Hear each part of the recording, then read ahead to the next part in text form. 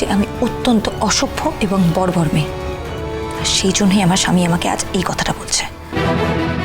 এদিকে কোনো সন্দেহ আছে জিল যে তুমি অত্যন্ত অসভ্য এবং একটি বর্বর মেয়ে?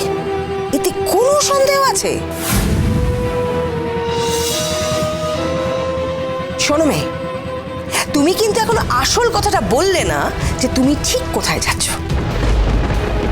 এটা যদি আমার মেয়ে হতো না, মেয়েরে আমি ওর ঠ্যাংটা খোঁড়া করে এখানেই বসিয়ে রাখতাম, এখান থেকে এক পাও আমি ওকে বেরোতে দিতাম না।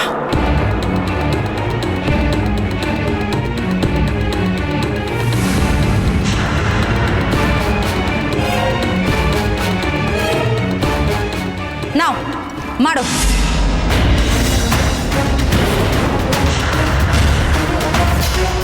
মারো। এটা এটা কি মানে? এর মানেটা কি? মেরে ঠ্যাং খোড়া করে দাও আমার। মারো। কি হলো?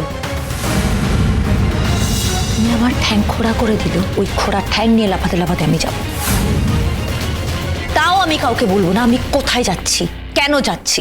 ঝিল, আমি বলতে বাধ্য হচ্ছি, এইভাবে যদি তুমি প্রত্যেকটা মানুষের সাথে অসভ্যতা করো তাহলে আমি কিন্তু কি অসভ্যতা? তুমি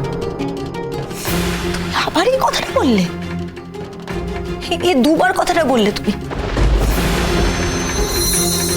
তাহলে কিন্তু কি বাড়ি থেকে তাড়িয়ে দেবে? তোমার এই বাড়িতে থাকতে পারবো না? এই বাড়ি থেকে তো আমি চলেই গিয়েছিলাম, থাকতে চাইনি তো, তুমি তো আমাকে নিয়ে এসেছিলে। এখন তো দেখছি আমি ভুল ভেবেছিলাম তোমাকে। বাহ, ভুলটা শুধরে নাও। ভুলটা শুধরে নেওয়ার তো অনেক সুযোগ আছে।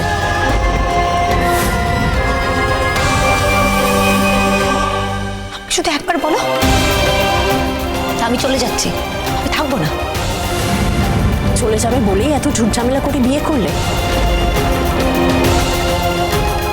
একটা সামান্য কথায় তোমার খুব জেদ ঝিল, খুব জেদ। শুধু জেদই নয়, ভীষণই অসভ্য একটা মেয়ে।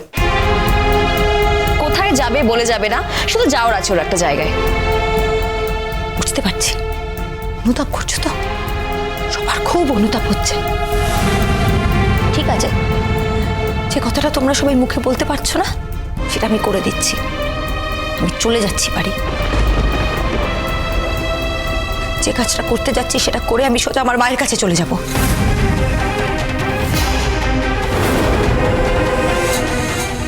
ঝিল, তুমি কিন্তু শুধু শুধু রাগ করছো। একটা সামান্য কথায় সবসময় চলে যাব বলতে নেই। ঝিল, এই তো সবে বিয়ে হয়েছে, অনেক কীর্তি করে কিন্তু তোমার বিয়েটা হলো, তাও আবার দুবার বিয়ে।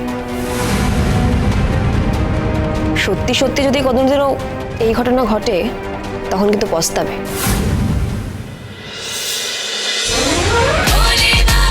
ভোলে বাবা পার করেগা সোম থেকে রবি প্রতিদিন বিকেল 5:30টায় স্টার জলসায় ও জিও হটস্টারে।